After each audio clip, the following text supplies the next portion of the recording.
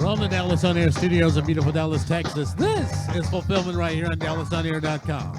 And now here's your host, the Mega Bomber, PJ Dunn. All right, welcome, and welcome again. That's 3 welcomes to make sure that if you didn't hear it the first time or the second time, you're still welcomed. So welcome again to the show. We call it the Fulfillment Show. This is Season 3, Episode 21. We have a lot of good stuff going on. We have a resident guest. We have a video, audio, big booming voice. We've got it all. So let me start it off like this.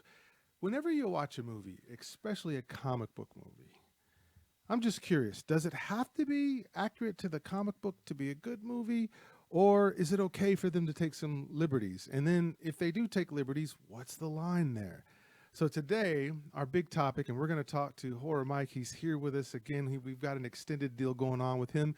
We're going to have to pay him some big dividends for being on extended shows. Oh, yeah. But We gave the man donuts this morning. It's fine. It's fine. No small bills, please.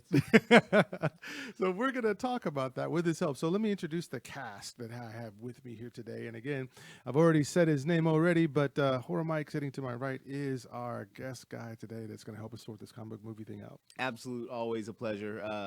I'm not sure if I mentioned before, and we might get into it more. I actually have worked in a comic book shop for the better part of a decade, so I think I'm a little bit qualified for this conversation. At least I hope so, right? Pretty much so. I think so. Yeah. Why not? Right. And then also that big booming voice that you hear from behind the camera, sometimes in front of the camera, is Kazak. Greetings and salutations, campers. Welcome to DallasOnAir.com. Yeah, so if you're first time here today, just know that the Fulfillment Show is all about movies. We'll talk about the director, the action, the actors, the script, the screenwriters, the soundtrack, the score. We talk about it all here. So if that is something that you love, then you will love the Fulfillment Show. And we hope that you get the same fulfillment out of it that we get. So to get a chance to know us, let's get into the first segment today. And our first segment is called Just Seen It, where in Just Seen It, what we do is tell you a little bit about what we have seen, and that gives you a chance to understand a little bit about our taste in movies. And so with that, I want to start with our guest, Horror Mike. So what have you seen since we last talked to you, Mike? So I have watched the complete series. They released it weekly. The new Netflix series, Arcane, Arcane. Arcane. Okay. Now, it is based on a video game, but I do kind of pride myself because I'm so in tune with pop culture. I always try to watch things with a mindset of if someone's never heard of this, would they be able to enjoy it? This show is absolutely masterclass. This is probably one of the best modern shows I've seen and is the best show I've seen since Yellowstone. Okay. What the show is, it's animated. It's a mature animated series, hard PG-13. Mm-hmm. It's a story of 2 sisters in a kind of fantasy steampunk world who separated by class issues and the rise of magic into this new world. This thing is incredible, from pacing to voice acting to animation. It's one of those shows that you see it and it makes you more aware of the flaws of other shows. I had this happen with me when I saw Yellowstone. I watched those seasons. Whenever I watch a season of Yellowstone, I then watch another movie or product, and I'm like, ooh, you could have cut that down. You know, Yellowstone did that exact same sequence better, so on like that. Yeah. So this is 9 episodes, about 40 minutes each. Man, I can't recommend this heavily enough. And you don't need to know anything about the video game. They go to great lengths in its writing to make sure you can enjoy the story that's presented there. Okay. Heavy recommend. And full disclosure, I am a fan of this game and the series. But that said, watching with that mindset, you could watch it. I know you don't play many video games anymore. You could watch it. Okay, like, I don't know if you play much online games. You could watch. I recommend it to everybody. This thing, and proofs in the pudding. It from my understanding, based on a Hollywood Reporter, it broke one of the highest reviewed animated series on Netflix ever. Wow. Yeah. So I mean, that's my praise for it. It's just a really well done show. So I absolutely adored it. Arcane. Who's in it? Who's starring in it? You know? No one big. The biggest voice actor will be Haley Steinfeld. She's going to be in the Hawkeye TV series. She's one of those actresses. I think it's going to be like Dakota Fanning. Like right now, she's young. She hasn't hit a bunch of, but pretty soon you're going to start seeing her absolutely everywhere, especially with her being in this Hawkeye TV show. Well, I mean, she really got her big break when in the True Grit remake with That's right. with the Coen brothers. She was a little girl. She's so good in that. Yep. So definitely want to see a big future for her. And she's in the one of two good Transformers movies, Bumblebee. Like she's the main actress of that, and she's great. I guess she's good, but it's really just I think they just got a lot of good voice talent, so they weren't focused on any major outside of her, at least as I was aware of. Okay, bringing it to this movie. The show took 5 years to make, and it does make me a little bit sad because it ends on an amazing cliffhanger, and I'm like, man, I kind of don't want to wait another 5 years. I was like angry when it ended. I'm like, wow, I just love this world so much. Yeah. Like, it really makes you aware of how quickly a lot of these shows get into production and how much time it takes to make something of quality. Yeah, 2 thumbs up. And like Haley Steinfeld plays one of the 2 main characters, one of the sisters. She does great, but I would argue it doesn't stand out above the rest of the just stellar cast. Okay. 2 thumbs up. I recommend everyone this is watch on this show. Netflix right now, Netflix. Right? Okay. Yeah, this is a Netflix exclusive, Arcane. Love it. And you're going to see it. It's been trending. They dropped 3 episodes a week for 3 weeks to end it. And it's been trending every single, like almost constantly. So you can't miss it. The moment you go on Netflix, it'll be you scroll through the trending Arcane. Wow. 2 thumbs up. This is one of those shows, man, where it's just like everybody watch this. Yeah. Before this, like I said, Yellowstone. This is the best I've seen since Yellowstone. Love it. Really good. Okay. Yeah. Hey, about you, Kazak? What have you been watching lately? All right, so I actually braved the theaters. I'm proud to say I braved the theaters. The one that show, I've gotten to see 3 movies in theaters the past couple of weeks. It's actually been phenomenal. Yes. And one that I saw up at the Alamo Draft House, so we get the whole experience. That was Last Night in Soho. This is the new one from Edgar Wright. Edgar Wright is a director who he's one of those directors who is influenced by everyone, and this is his tribute to Italian giallo. Yep. So you're getting a murder mystery, a ghost story, and a whole lot of kind of really vicious imagery. I will say that the acting in this one is not quite up to par, but the story's fantastic. Again, you're getting some really bold visuals.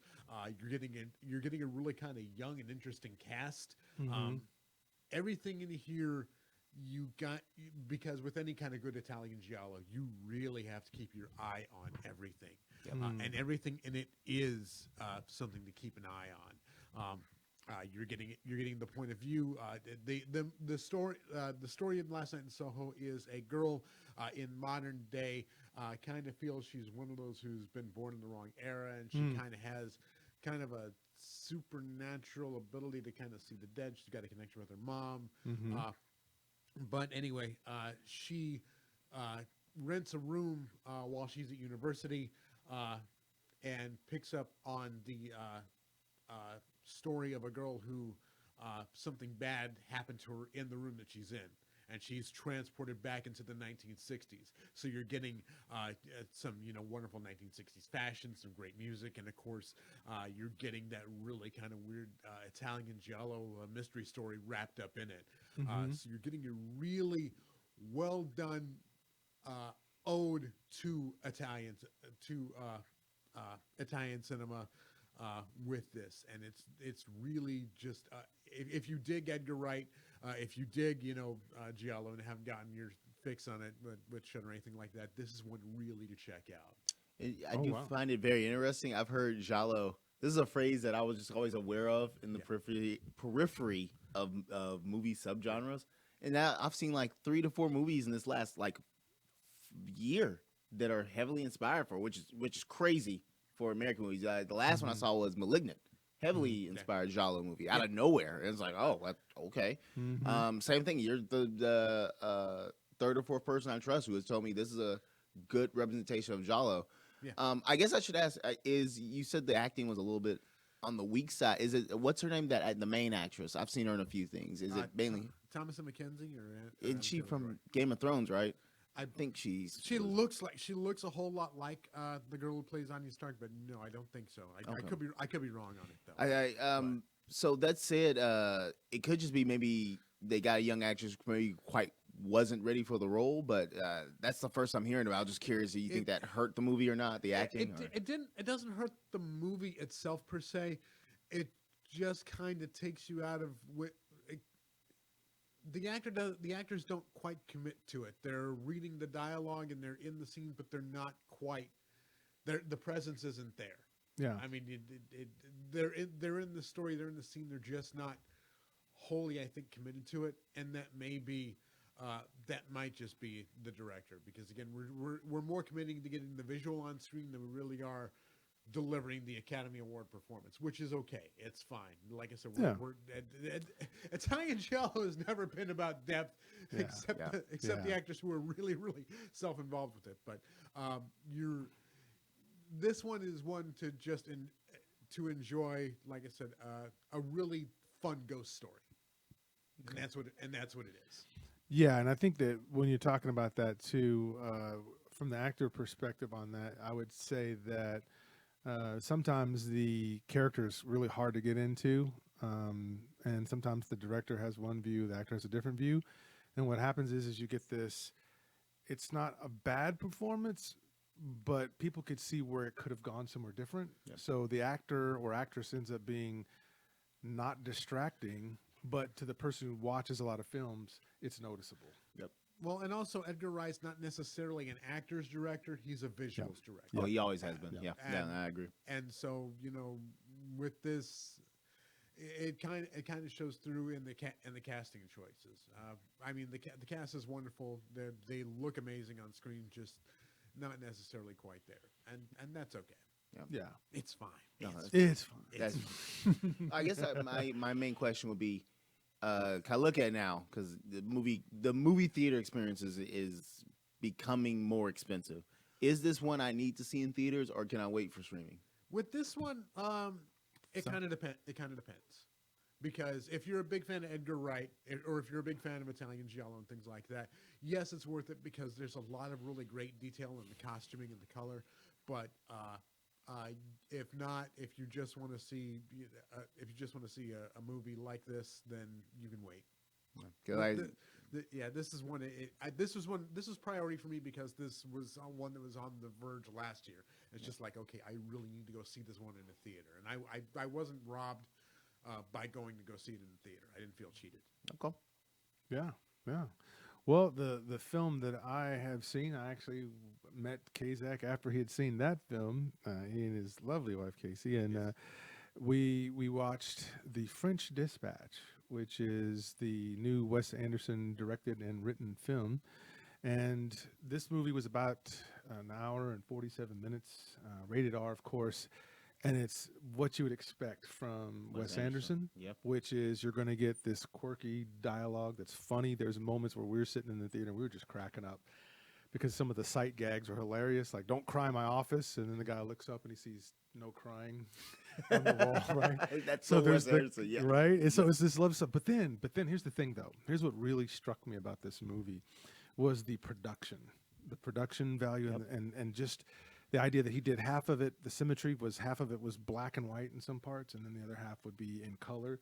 And so essentially what this is, it's like a love letter to journalists, and it's being told about this American city, about a fictional French city, that there are these three different writers, so there's three different stories, are investigating a certain story. And so that's what you're seeing. So the first story has the wonderful Benicio del Toro in it, and you have Adrian Brody as well in it. And then you have, like, I could list a ton of people that you are normally seeing, like Luke Owen, and Tilda Swinton's in it. You've got Liv Scrivener, you got Elizabeth Moss, you've got Saoirse Ronan is in it, and some of these folks are just in it as a cameo. But even with those few moments that they have, it's hilarious. So I loved it because I was sitting back thinking the thing that I loved about it, or appreciated the most, was just the production value. In fact, I would say that this is an Oscar nominee in that category of production. And I would say costuming probably as well. And what blows me away in some of these scenes is that there are some scenes that are only up that you see once for maybe 4 seconds. And the fact that they put that much detail and that much placement in some of the background and stuff that you'll never see again, but it was detailed. Yeah. And then, of course, at all of these Wes Anderson films, there's always some sort of thing which you'll catch the second time or third time you saw it, because it's just, there's so many things placed in there. Now, the thing that I thought was a struggle for the film, which is not by any means saying that it wasn't entertaining or fun or doesn't deserve nominations, was that sometimes the plot of the story we get convoluted because there's so much other stuff going on with the visual stuff that's happening that you can kind of lose place. And I would say, as just a big film fanatic, I didn't care for any of these characters beyond that, but I don't think that was the point. The point was, when Benicio del Toro was on the screen, he chewed up that scenery well and played off of Tilda Swinton, off of Adrian Brody, all these people. So I did like that, but I can understand that as it went on, by the time they got to the third vignette, which had Jeffrey Wright, who, he was Joe Peoples, and he also played Basquiat. And I love this actor because no one ever talks about him much, but he kicks a lot of serious ass. This guy is great. But that last story, which basically he's, in the last story, he's basically a person who's a writer about food, and he does that sort of thing. He's a connoisseur of that. He's going to write stories on that. But the thing was, that story got so lost because part of it is animated in 2D animation, which was fine, and it was what you would expect. But you lose sense of so who's this guy now and why should I care about this? So as it went on, I think Wes Anderson was having so much fun. He was like, I'm going to do this and I'm going to throw this up there because it'll stick, because it starts like gangbusters. Right? What did you think? You were sitting right there next to me. Absolutely. Okay. So again, this is it's not only an ode to journalists, it's also an ode to French cinema. You've got elements of Truffaut in there. You've got True.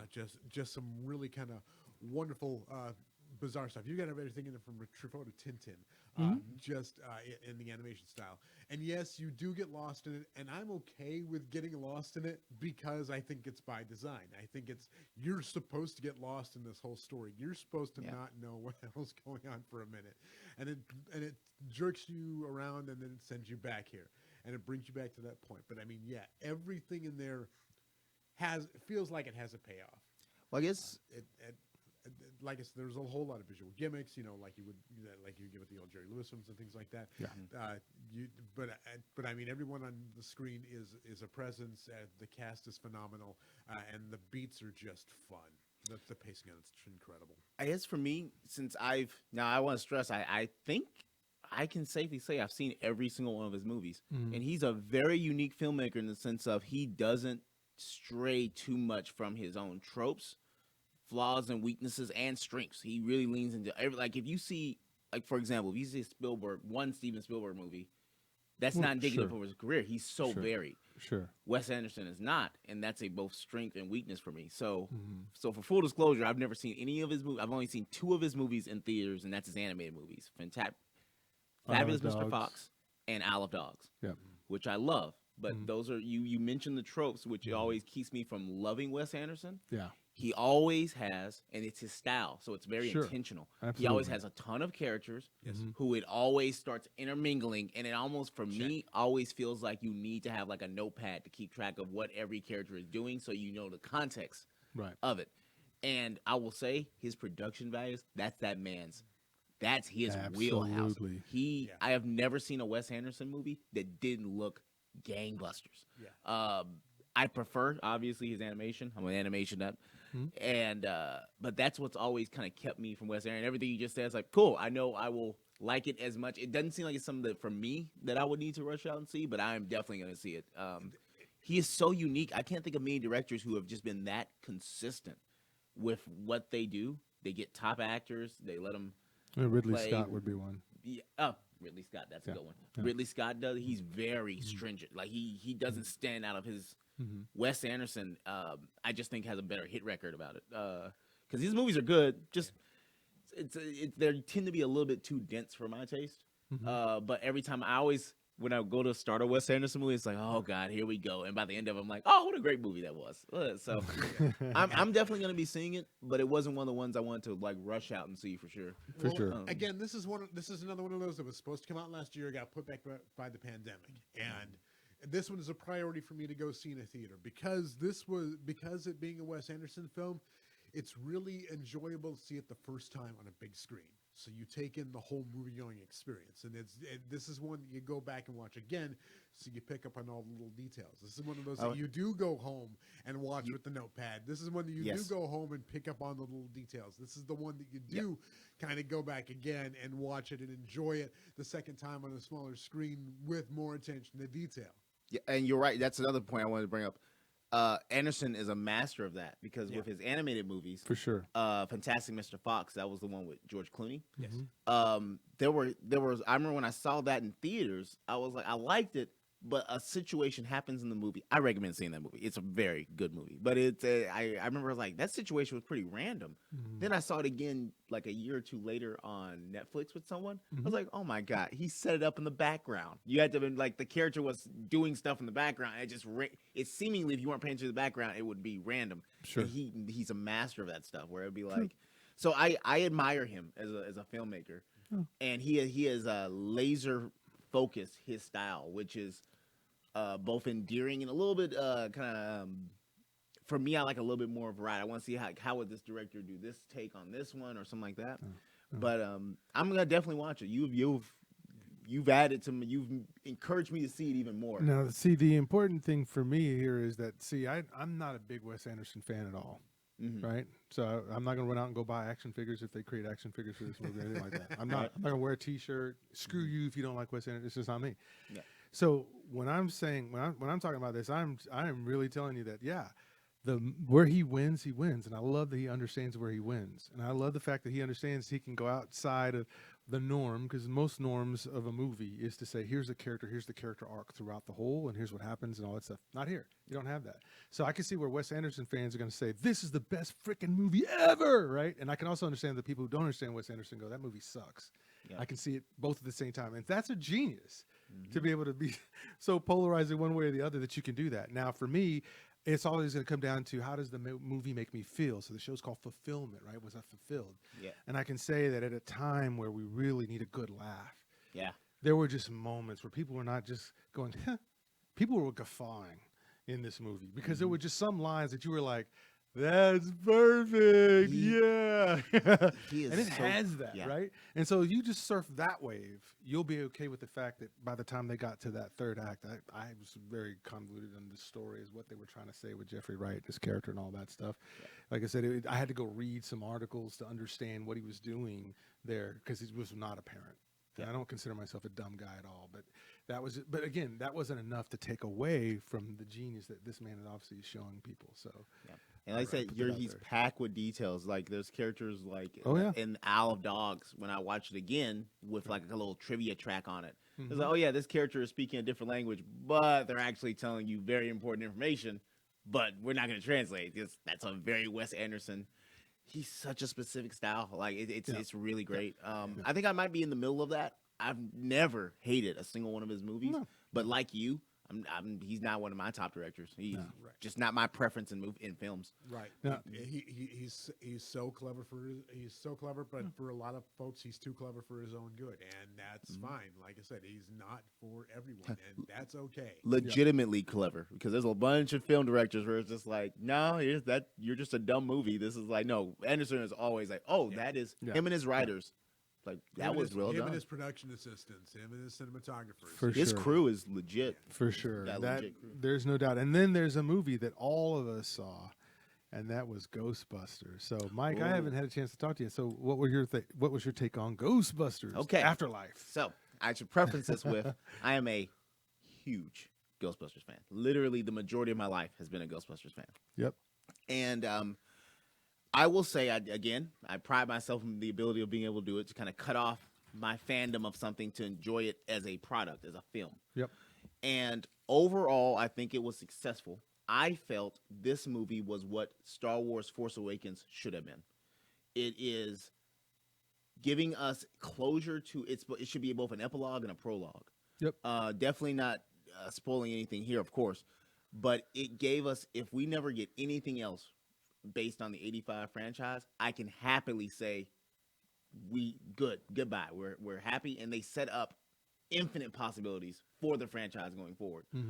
I praise it in that regard. My biggest issue with it, and I think this is a lot of people's issues, when I looked online, I wasn't unique in this. it has a very Spielberg style to the film, which I really love. There's no Ghostbusters product. I was really thinking about it. There's no Ghostbusters movie shot like this, written like this. But when they add in elements from that are tropes from the franchise, they don't mesh well.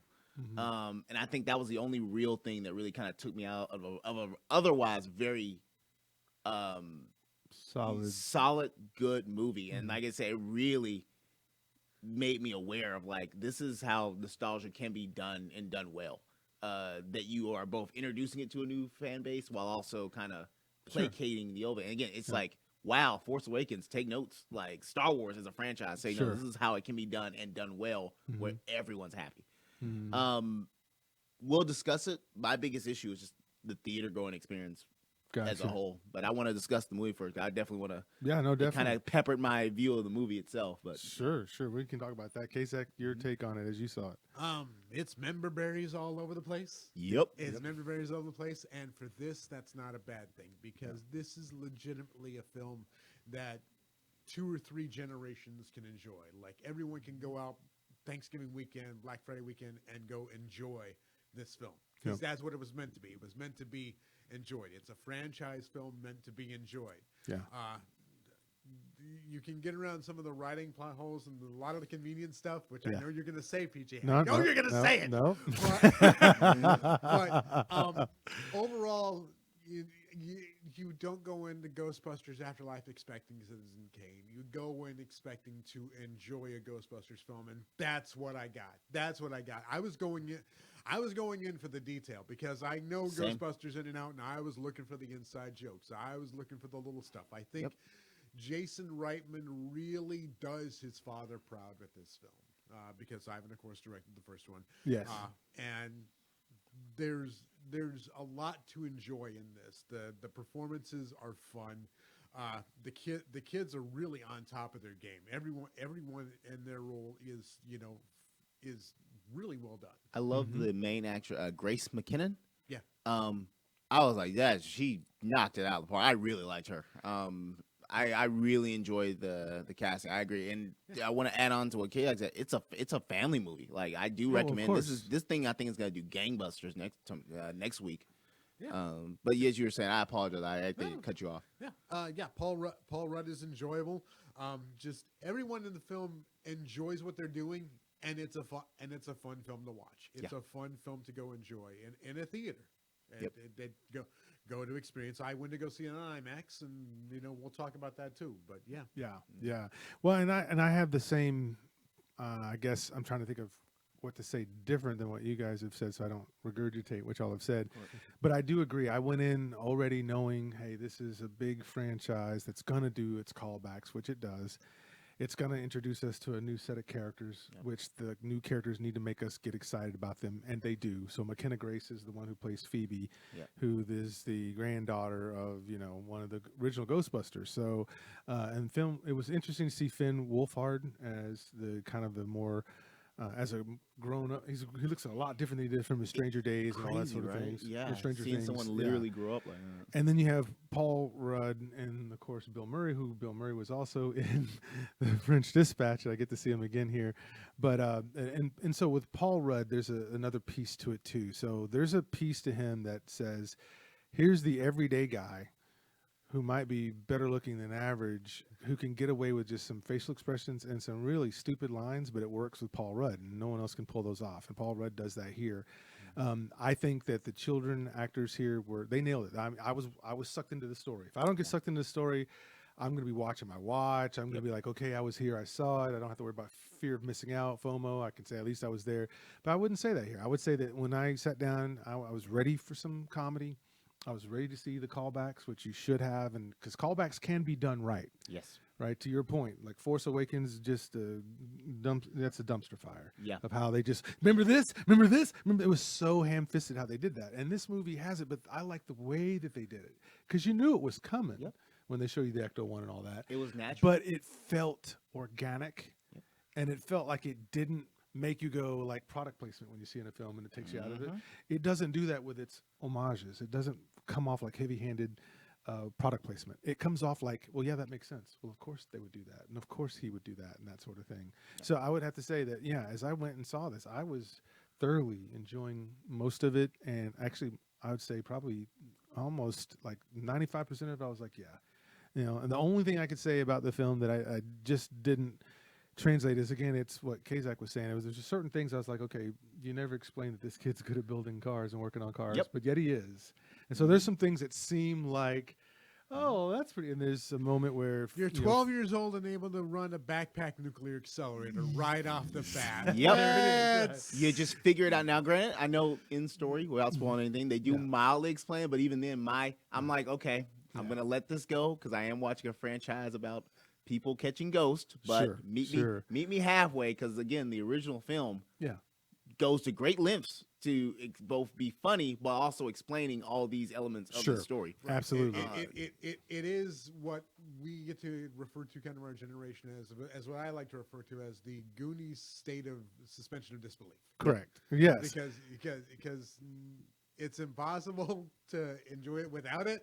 Yeah. Like true. That can happen, and you have to suspend it, and it's fine. You do. It's a tight wire. Now, every movie has a level of suspension of disbelief to give.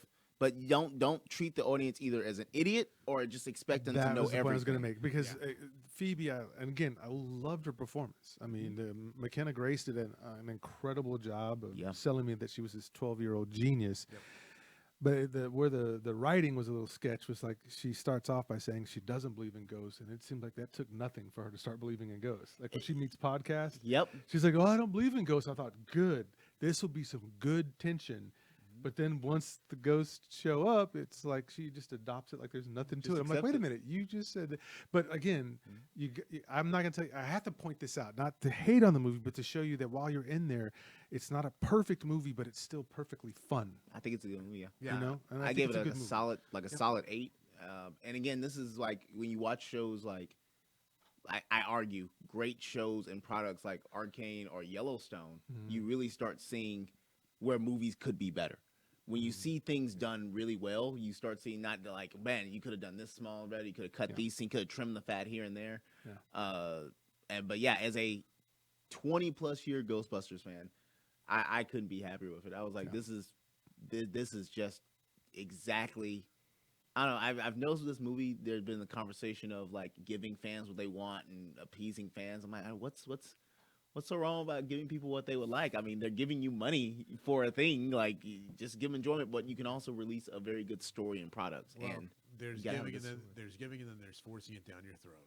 Yeah, and I don't think this movie, and not that anyone, I'm just saying, this movie does it very well. It's like, hey, remember this, and it's not, like I said, the train fire of Force Awakens. Sure, and the thing so finally, before we move to the next segment, I just want to say that I don't want to leave Carrie Coon out of this, because one of the things that really was the cement for me in the movie in terms of letting me know that it had some intelligence and it wasn't going to be just turn your brain off the whole time was her real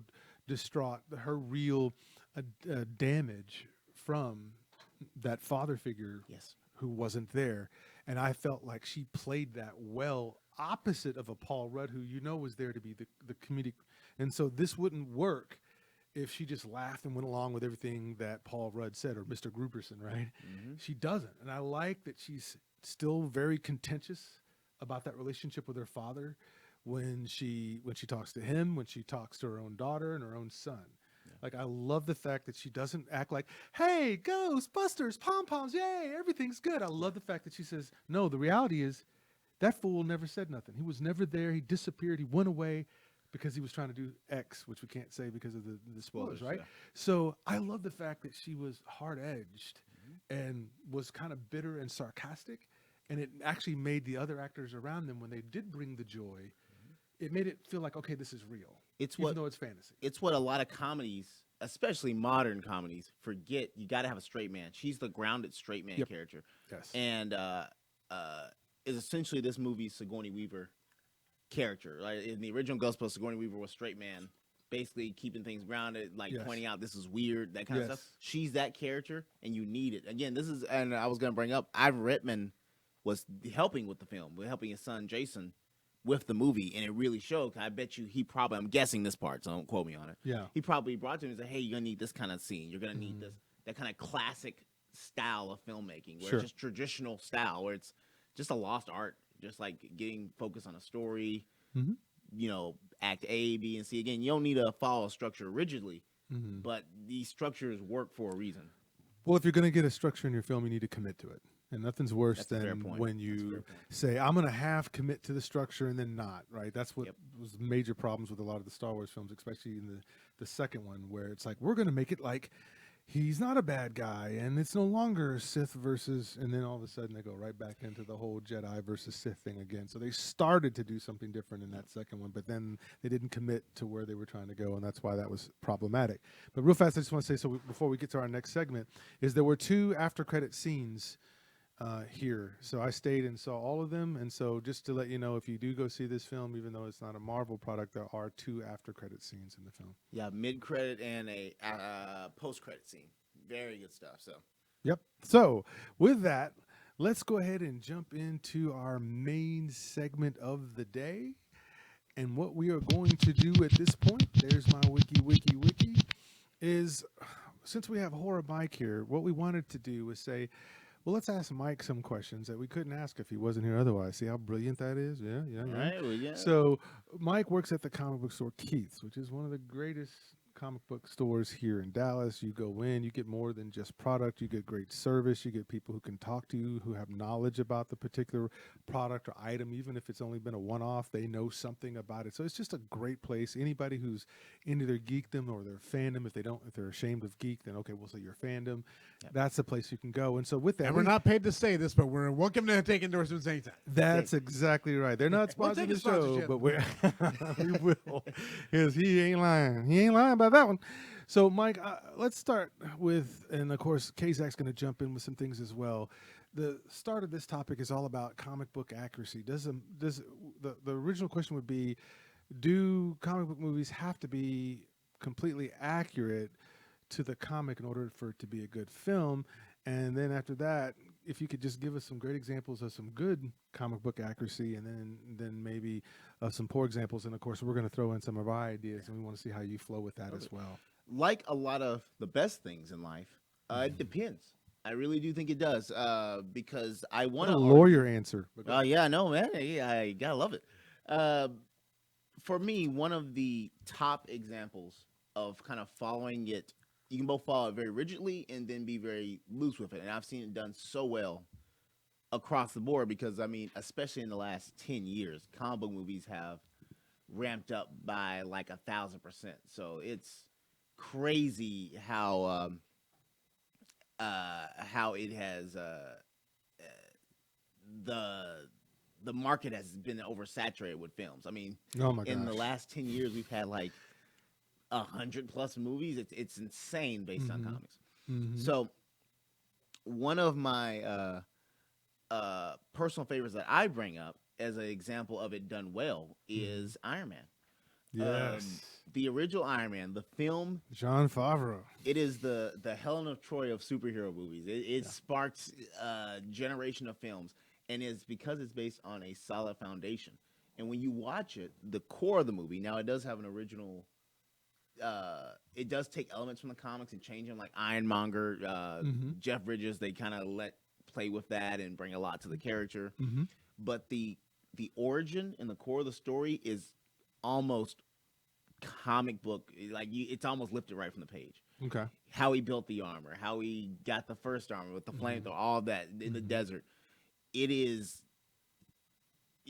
Favreau went to great lengths to show you what it was inspired by and really build off of that, and it really shows. Iron Man to me is one of the top close to adaptations there are. And Robert Downey Jr. as Tony Stark was a perfect casting. Really makes that film. You're 1,000,000,000% right. The Iron Man movie is, the Marvel brand is based on the fact, based on the backs of 3 people: the producer Avi Arad.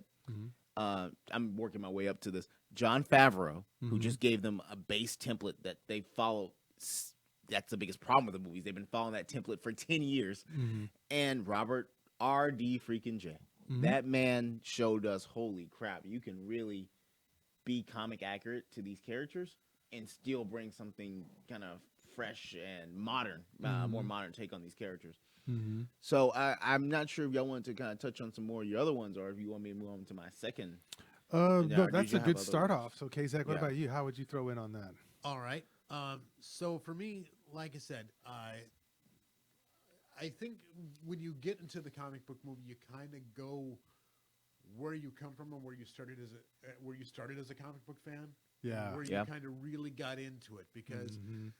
your love for it is really kind of when you love a comic book movie and you know the comic property, you really have to kind of love the subject and the subject and the matter.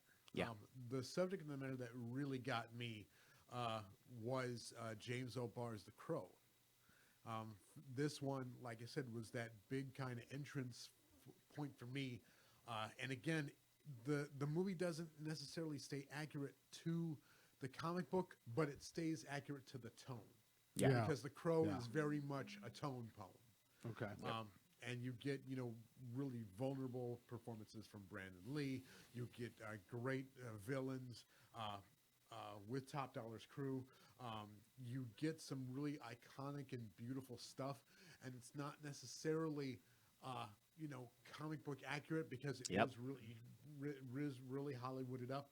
But by the same token, you get a piece of art that you really get to kind of grip to. It's a film that still holds up just as well as the book. Mhm. And no matter how many times you go back and you see it and just the whole tragic story behind the filmmaking and things of it, but you also know there's a tragic story behind the comic book. Yes. And it's a really well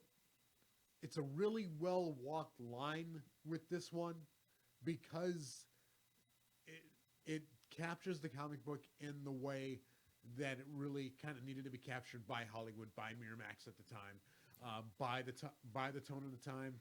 It's really it was really a pace setter for what graphic novels could be on screen.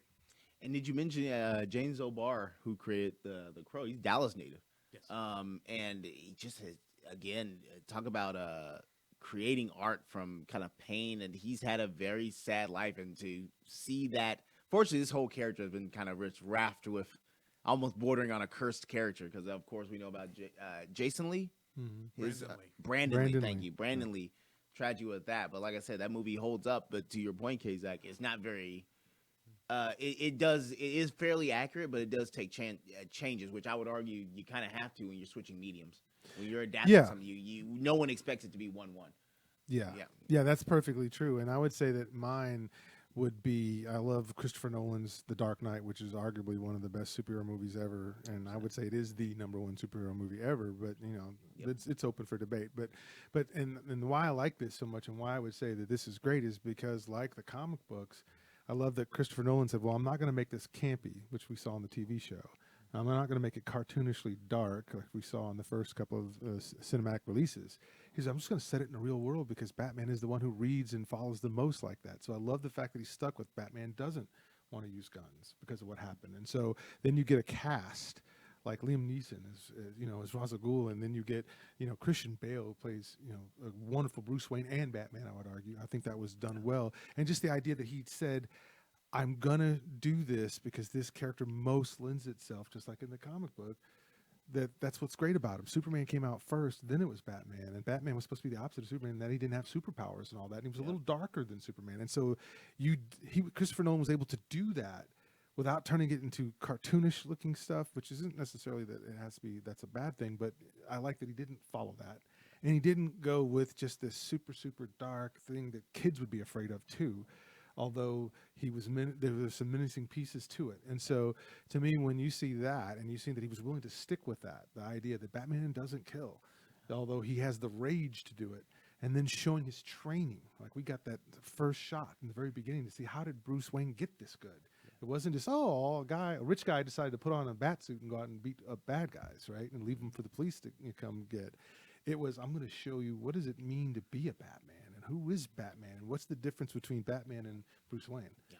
And then having Alfred be there as that guide when he doesn't have that father figure around. That solves that piece too, where it says, well, where does Batman get his guidance from when he's not trying to keep himself from flipping and becoming the other side of the coin, which Joker tests him all the way up to that point. Yeah. So now you get a comic book that descends comic book movies. It's a movie that happens to have comic book adaptations in it. Whenever you're adapting anything, you absolutely, and I think the key to the most successful adaptations is you can change almost any aspect. I argue you can change as long as you keep the core of the character. Correct. What made you? This is a good template. I can't remember where I heard this from. What made you, as a producer or director or filmmaker, what core of that character made you decide to translate it to a different medium? Make sure you keep that. With Batman, it's that idea of a crime fighter, a person who's devoted his entire life to stopping crime and has such a very interesting moral code. Yes. Because to your point, he can easily. There's so many of his villains. The world would probably be a better place if he killed some of his villains, but he doesn't because he has a code. He wants to be an example, and that's such an amazing, compelling thing about that character. And Nolan was successful at translating that core of it to the character because again, there's many elements changed from the comics, and keep in mind the comics change every 5 years, so that's correct. Exactly. That said, this is the same thing why I argue Black Panther was such a big success. They kept the core of what makes that character interesting. Civil War kept the core of what kept the character T'Challa interesting in multiple films. You got to keep that core. What made you decide you wanted to make money from this in film? Make sure that that's translated well. That part of it's translated. Yeah. Yeah, that's why you can't take certain things away from them. You have to keep those big moral dilemmas because I think that's what makes the character interesting. But when every superhero has the same thing, or they laugh and joke about everything like nothing's serious, which is why would you put on a costume and put your life in danger if nothing's serious? If you're just going to be joking all the time, don't quite get that. But I love the fact that Nolan says, no, I'm going to make this exactly what it is. And what he did is he created a comic book movie that really isn't seen as a comic book movie by most. They see it as a film and maybe a top 20 film of all time. Easy. And I was gonna say, there's very few people who would disagree with Dark Knight being one of the best to this day. Yeah. They think about how crazy that is. This movie's coming up on 12 years. Coming up on 12 years, and it still hasn't been topped. And it's a sequel from Batman Begins, which was also a very great movie. Solid foundation, huge, beautiful foundation. So I guess I'll move on to my next one, which is funny because I said you don't need to follow it stringently. I probably mispronounced that, my apologies. Is one that follows it almost verbatim, is 300 from Frank Miller's 2006. Yeah. By Robert, I believe it was Robert Rodriguez. And this is a very exaggerated historical epic about the 300 Spartans. And it's an amazing story. I think most people remember it, but when that movie came out, it was a phenomenon. Like, everyone watched, and it's a good movie. It's just that it follows the comic almost shot for shot. And it really is remembered most for its style, which is just a comic book style to it. Like, if you ever read the 300 comic book, it's not overly stylized. It's just a normal looking comic book. But when you translate those visual tropes to a different medium, it's like shocking. There really wasn't much like that had been on that scale. I think the closest we had was the 80s, the early 90s Dick Tracy movie. Well, yeah, I mean, when you say you can't get one-to-one, there are two films that have done it, and they're both Frank Miller, 300 and Sin City. That's right. Which another really good movie. And they're both really well done in and of their own way. Yep. You're getting, that when you look at the 300 comic book, you're getting that really wonderful, barbaric translation on screen. When you watch in Sin City, you are getting Conan in a trench coat, and you're getting, Mickey Rourke is wearing, and you're hearing that crunch, and you're feeling that pain. But I mean, you're going back and you watch it because the other night I watched Sin City and dug out my paperbacks. Yep. And I'm looking at, The Big Fat Kill, and I'm looking at it, I'm going, my God, they translated this perfectly down to the dialogue, down to the pacing, down to every color and things like that. The only two that have really gotten it right, and I mean, they try to get it with the Spirit, didn't happen. They missed, and you know what? And with the Spirit, as a fan of the Spirit, what I just say with the previous statement, they missed the core of the character, which is shocking considering who was directing it is a comic book writer himself. That said, Miller. Right. It's the core of the character. What made you look at this character and say, I want to put millions of dollars into it down to the screen? Try to translate that aspect of it. And I feel, sadly, so few films get that element. What makes this interesting? And it's weird. If you're going to spend millions of dollars, I would argue, like, take a few weeks of research, like try to get it to understand. But it feels like they just immediately go to film, and I'm shocked almost every time I see a bad comic book based movie. Like, how did this happen? Well, I think the issue there is whenever you're the writer of the book or the comic book, you don't have 5,000 people telling you what to say, what to write, how to set the scene up. You get to do your own thing. And then by the time you get to the movie studio is going to start putting, well, you need to have a team of this, you need to have a team of that. And then everybody gets in. All of a sudden, everybody's pitching in. And they may or may not have ever read the book or the comic book. They're just looking at it going, well, it doesn't make sense for him to do that. He should do this now. Yep. And sometimes they're right, because you don't have phone booths, so you shouldn't have Clark Kent running into a phone booth to change clothes, right? So sometimes they're right, but other times they don't know the character or understand the character, and they're just going, here's what would be funny. What if he did this in here? Because my kid did this, and I thought it was hilarious, and the kids love this. Okay, let's put it in. Yeah. And so when you're writing the book yourself, you don't have all that extra input. It's you and your mind and what's going on and what you perceive. And that's kind of the beauty of Frank Miller going through Troublemaker Studios, because with Robert Rodriguez, he does everything in house. He is the production. He is the production notes. He is the director, the producer. He's the one. He's basically everything in house. And he's like, no, do your own thing, and just make me a damn good movie. And that's what you got with Sin City. That's what you got with 300. That's what you didn't get with the Spirit. And it really, and let's not forget 300 also really hard, because he was always around, but that really hard introduced people to Gerard Butler. Yeah, he's still been in the conversation to this day, and he really hasn't done anything on that level of 300, and that's just how massive of a phenomenon that movie. I remember that thing was people were going through the exercises, Well, it was the timing again. So it's like Star Wars, right? The timing of putting Star Wars out in 77, right after you had the civil rights movement of the 60s and Vietnam, and all that stuff was rolling into the 70s. And then here in the middle 70s, you have a fantasy piece. That was perfect timing for, if you remember with 300, it was perfect because, remember, we're getting a ton of stuff about guys being very feminized and doing this stuff, and that's the way to go. Remember, we're getting a lot of stuff that's saying women don't. That now. Remember, it was all about women don't want a guy who's all. They want a guy who's like a puppy, and it was all this stuff like you need to show your sim. There was a lot of that stuff that was out during that time, and this movie I loved it. And I think the reason why I kicked off all that stuff is you saw dudes being macho. You saw them being very masculine, but it wasn't being portrayed as they were jerks about it, right? Yeah. So you listen to King Leonidas. He respects his wife, but he ain't trying to be a wife. And you see that, and you see what he thinks about his sons and what they think and what she thinks about the sons. And she even says, go do that. Take care of that man. Yeah. They're not going, well, you need to be sensitive and you need to care a lot and you need to be very emotive. That's what we want. And so I love this movie because this movie said F you to that. It said, let me show you what men are again. This is and why they stepped up, and that's what they did. And that's why they also exaggerated the pieces of not having the chest plates, because nobody would go into war with the chest plates.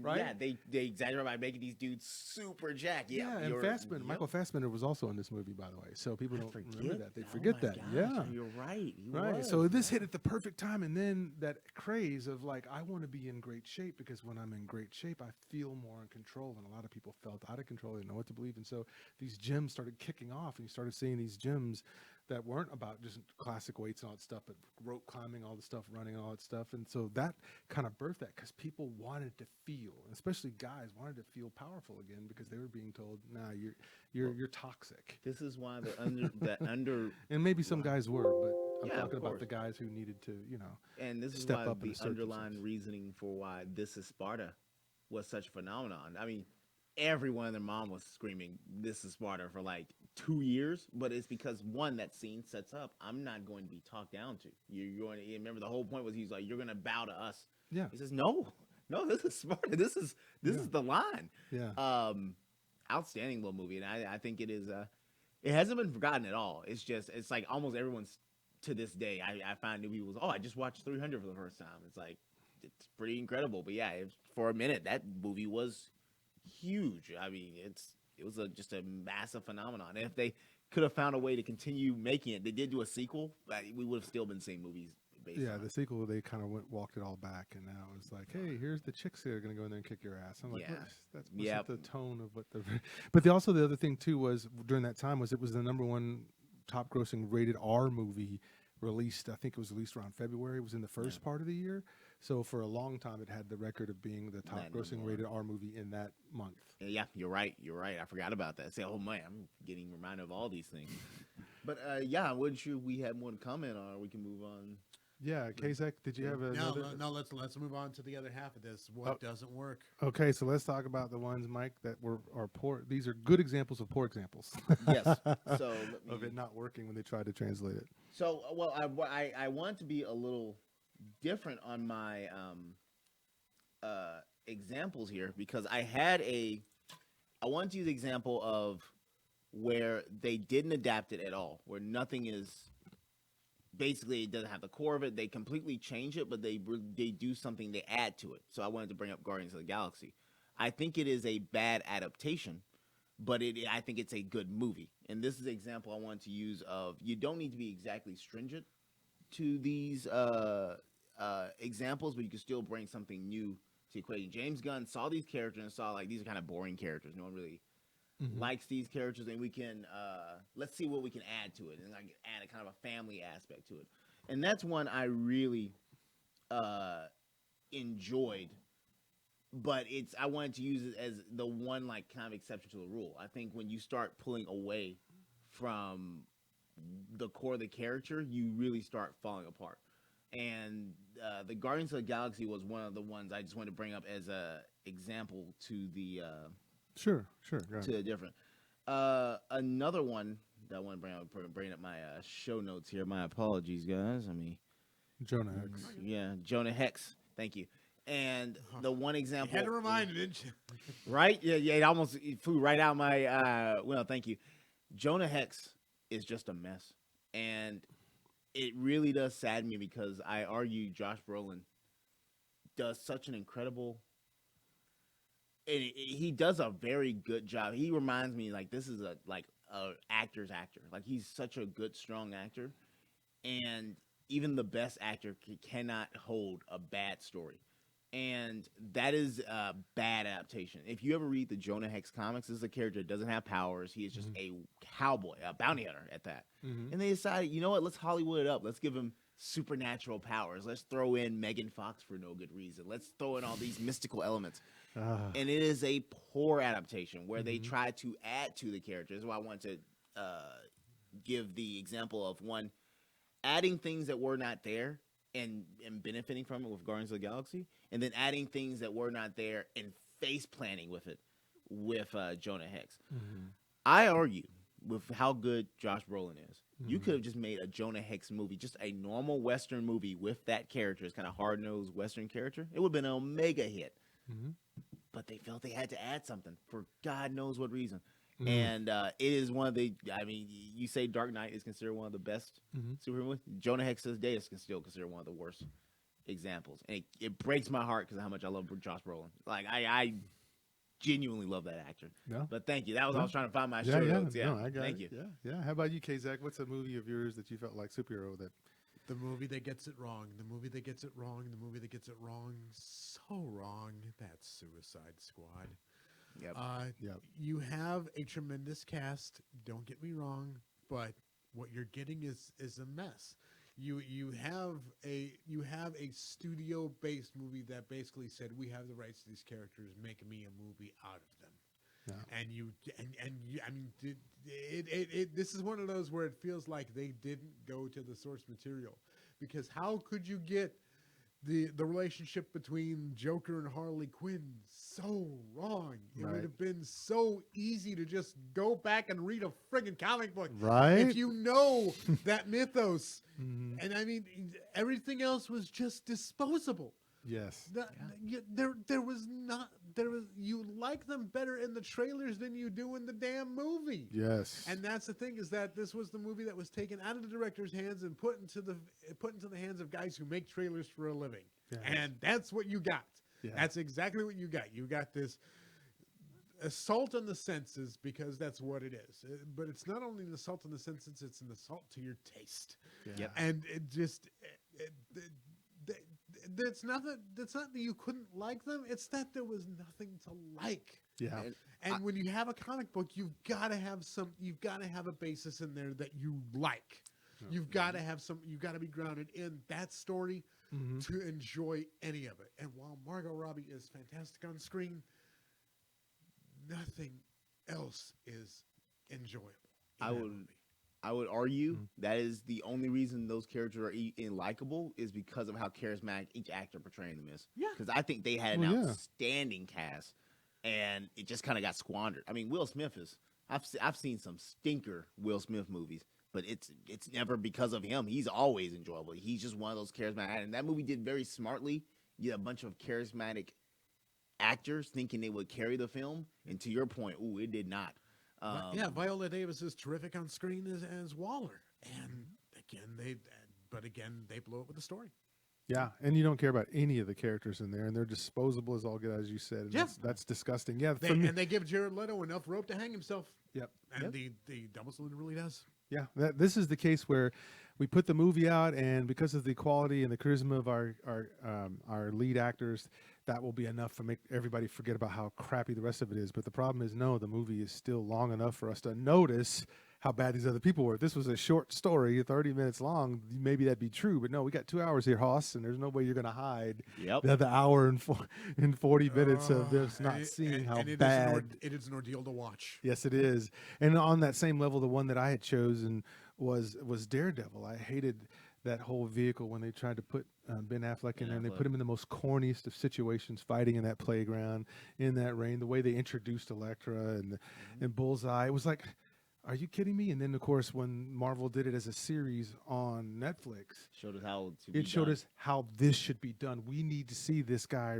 He's an attorney. He's serious. He's blind. He's wrestling with his Catholicism and all this other stuff. As the Daredevil, he gets hurt. He's wounded. He needs night nurse. He needs somebody to help him. He is walking around in a world where he still can't see.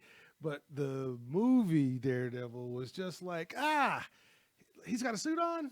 He can do anything. He can do anything. As long as he's got a suit on with a little logo on his chest, he's a superhero, and therefore, let's just roll with it. And so, to me, it cartoonized, if I can make that a word, He Schumachered it. He Schumachered it. He Schumachered it. Let's make it a verb. He Schumachered it. Let's create that verb. Can you imagine a world where that came out? I just looked up the day. It came out in 2003, so it's about 2 years before Iron Man.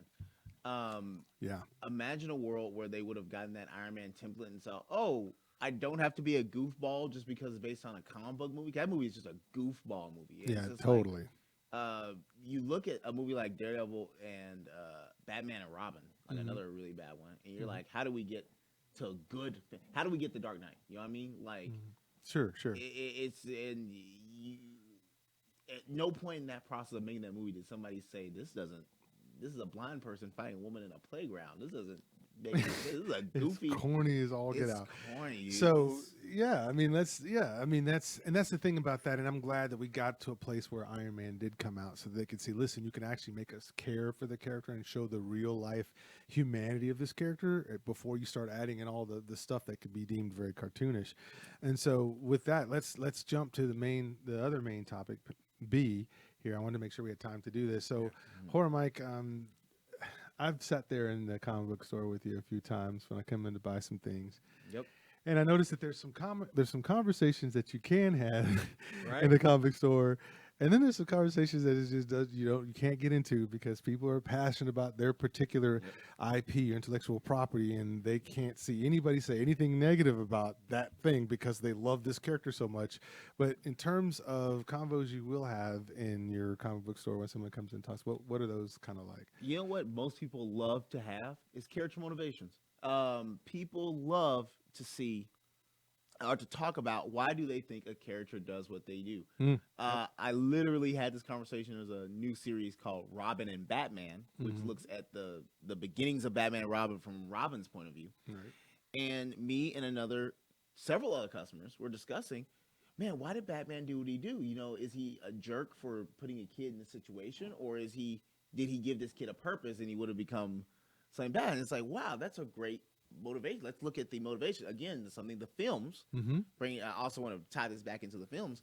These are just a lot of films you don't have good, strong motivations, and this is why the Nolan Batman films work. Some of the best comic movies work. You understand their motivations. Tony Stark, his motivation is to protect everyone to a fault. Yes. Black Panther. Yes. Black Panther. He wants to protect as many people as he can, and he realized he has to bring his people into the future to do it. Motivations. People, we are passionate about these characters. In many cases, devote our lives to these characters. We have to understand their motivations. Luke Skywalker, we understand that character's motivation. Yes. A personal favorite. I love Luke. Yes.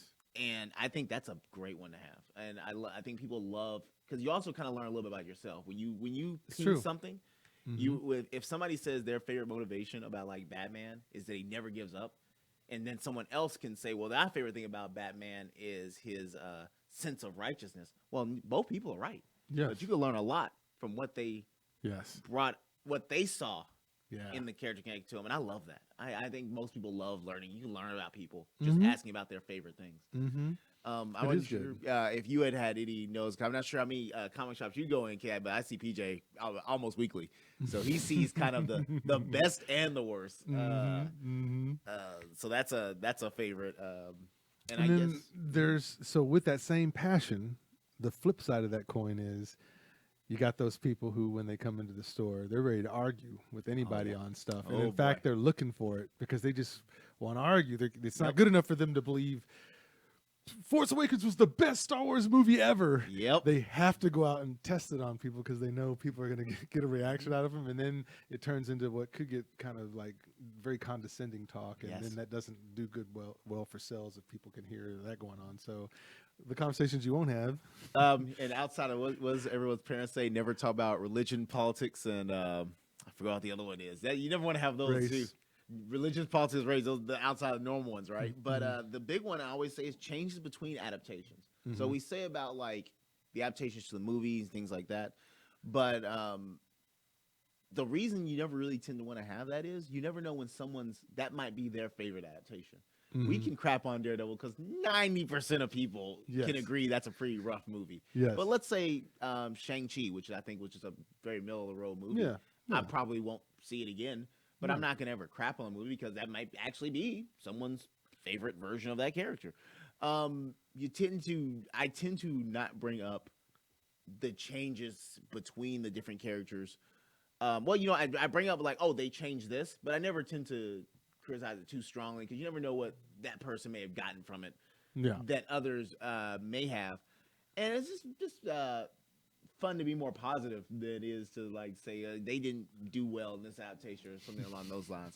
And on average, even if I absolutely hate something, I just won't bring it up. I just won't even bring it up. It's not good business to bring it up, man. Right? Because like I said, you work in a comic book shop. You are trying to sell comic books. If someone wants to go in and buy My Little Pony trade paperbacks, that's okay. Exactly. It's not my thing, but it's your thing, and that's fine. It's fine. There comes a point where you've got to just let that go. Because you don't want to yuck someone else's yum. You really shouldn't. Because it's not good business, not good policy. Now, like I said, if we're going to get into a discourse and we're going to get into some depths of I didn't like it, at least be able to justify why you didn't like it. And it's not. I don't know if you're trying to convince me. You're just telling me, hey, this is my opinion. My opinion is not. My opinion can't be wrong. In case I just thought about something on the spot just now. We're horror movie fans. Yeah. It's like that has to be ingrained in us. Like we're sitting in a very fragile castle when it comes to criticizing. Oh, good Lord. Yeah. Because I mean, like I said, I actually went to a con yesterday, and I got to meet Joe, Bob, and Darcy. That's right. I heard. I was thinking if you were or not. They're in town. They're in town. They're in town today too. Yeah. But we get to be unified as mutants because there are people who like Halloween 3, and there are people who hate Halloween 3. Yep. And we can live together in the world where both can exist, both opinions can exist and coexist. But you just have to respect that, hey, there are people who aren't going to like this film. There are people who are absolutely going to love this film. As long as we can kind of respect that viewpoint, it's fine. It's fine. Yeah, and I think the challenge part is it's what I've observed is it's not Mike that's doing it. It's the people coming in. Yeah. And they're wanting to argue, and you can see it. And they come in, they're like, well, this Superman is worse than this Superman because why would you do this? And you can just tell they're just in there. And then they'll start maybe arguing with another person in the store who just bought something. And then Mike has to play referee and kind of come in and uses his gift of harmony to kind of. Vega Bomber is my third party. I'm not making up. You would be shocked. Comic fans love to argue about everything. And they're going to argue, and they're arguing about what we talked about today. Yes. Yeah, and I have to always kind of mitigate it or just change the subject because it's like I've fine-tuned my ability to see where arguments are going to go, and if it's going to be a useful argument where we're going to learn something, or if it's just going to be a mud throwing match. Yeah, it is shocking. You are correct.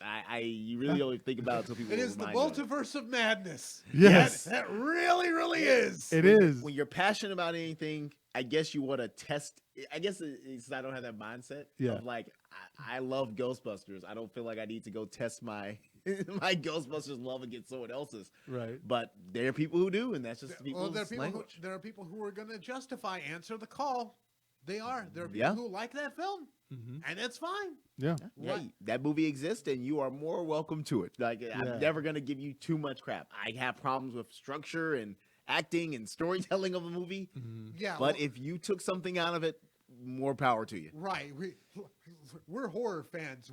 We can justify Sleepaway Camp 3. Hey, you hit the nail on the head with Halloween 3, and I'm like, there are people who don't like Halloween 3. I'm moving pretty good. Yeah, and I think that's important. People don't think about this in terms of comic book shop, and I know we've got a role, so people don't think about this. But when you go into the comic book store, and you're excited, and you think that the latest version of this movie is the best thing in the world because it's yours and you saw it during this stage. But it's cool to just understand it's like, hey, there's going to be different generations of people who like different things. But when you come in and try to say that The Force Awakens is better than Empire Strikes Back, you're just looking for a fight. But just understand that, okay, that's cool that you think that. If there are other people in the room that don't think that, you got to be okay with the fact that they're probably going to just keep doing what they're doing and just ignore you and see you as a crazy person. So you have to know that it's okay to have your opinion about something, but an informed opinion is a lot better than just an opinion, period. And so just go in, be nice, be kind. People are going to like stuff you don't like, stuff you're not into. Happens with me in movies all the time. There's people who love certain movies. I don't care about them. Yeah, and then I like some stuff that people go, what? Yellowstone, what's that? What? Hell or High Water, what's that? Or Sing Street, which was perfect. No one saw it. Nobody saw that movie. What? That's a good 80s movie? No, it's not. And so, and it's okay. It's like, but just understand that when you walk into a comic book store, it's Mike's just trying to help you get what you need, and then go ahead and get it what you need. Retailers in general, like most people, we want to help you out. Like we're here to help you out. So we're all here to have fun, man. We only have so little time on this little rock in space. Let's not waste it getting angry with each other. That's it. So, Kazak, what do you think on that? You get the last word on that piece before we jump into our shout-outs. Well, like I said, where we are with comic book movies and comic books is that there's a lot of fandoms out there. There is really something for everyone in that comic book store. There is something for everyone in that cinematic universe, and there are things that are going to work, and there are things that are not. It is okay to enjoy whatever it is that you enjoy. Just respect that someone else is not going to have that same love for it and may not have that same passion for it. Yeah. It should be enough for you to enjoy it. It shouldn't be enough to drive you crazy. Yeah. Yep. I love it. And with that, I'm going to say that's an ender. So, folks, thank you for watching today. As you know, we're on usually every second and fourth Sunday, but because of the holiday, we've had to jumble some things around, but we'll definitely keep you posted on that. This video will go up on YouTube on Monday, so tomorrow. So if you didn't catch this live, I guess I'm saying this to people, right? Or if you didn't watch it on Facebook, that is another place to check it out. If you only caught maybe the last half of this, you can find it on Facebook and also at Vega Bomber on YouTube. So with that, who are you giving shout outs to, Mike? My mom, my dad, Keith of Keith's Comics, and my manager, Jesus, who I work with 99% of the time during the week. Great guy. And just you guys on YouTube and Facebook. We really appreciate y'all taking the time to spend a little bit of your time with us. It really means a lot, especially with Thanksgiving coming up. Absolutely. Kazak, shout outs? All right. Shout outs to everyone else here on DallasOnAir.com. After today's show, we're going to bring you a very special episode of Isle of Toys. We're also going to go ahead and bring you some Rantcord Pit 2. We're going to be talking holiday gifts. So, like I said, stay tuned if you're a Star Wars fan and looking for toy choices. Me and Cole Houston are going to bring you some great stuff here to buy for the holidays. Also, like I said, check out all our other shows here on DallasOnAir.com. Check out Fan and Life with Eddie and Colleen Medina. Check out Figments, the Unexplained Mysteries podcast. Check out BFB. Check out Show and Tell. Check out all our great stuff here on DallasOnAir.com. And because it is the holiday season, we implore you, we ask you, find a Very Spidey Christmas on Facebook and GoFundMe. A Very Spidey Christmas is where the owners of this station, Jansen Cat, dress up like Spider-Man and Spider-Girl and go out into the neighborhood and bring toys and stuff out to folks here in underprivileged neighborhoods who don't necessarily have a very special Christmas. Please help us donate. Give cash. Like I said, I think we'll probably be doing some donation toy boxes here pretty soon, but it is the holiday season, so please, if you can, give to those folks to help give folks here in Dallas a very, very wonderful Christmas. That's right. And I want to give my shout outs to Brandy and Barry Austin, the husband and wife team that loves movies. They love the comic book movies as well. Sean Presley, Lauren Wiedauer, Tristan Fraser, Harry Thomas, who's also a YouTuber, and Prem, who's also a big horror fan YouTuber. Troy Ross, Daniel Mesa, a good friend of mine. Freddie Ruiz, who's over there at Alamo Draft House. He's one of the guys that you can go talk to him. And Freddie's very knowledgeable about film as well. Eddie Medina, Cole Houston, Stephanie Crane, and the Film Samurai himself, who is still crew and still down with fulfillment. He's one of the original fulfillmenters. And with that, we're going to say, you guys be safe. Go hang out with your family. Have a good time with your family. If there's no family there, go talk to the friends who are like family to you and go spend that time with them. Do not spend this holiday alone, right? Because it'll drive you crazy. So with that, Go watch Ghostbusters. go watch Ghostbusters. Go I watch almost said the other one. Ghostbusters. Yeah, Yeah, go see it's- Ghostbusters. It's good. Do it. Good movie. Do it. Do it. Do it. Sayonara, y'all. There it is.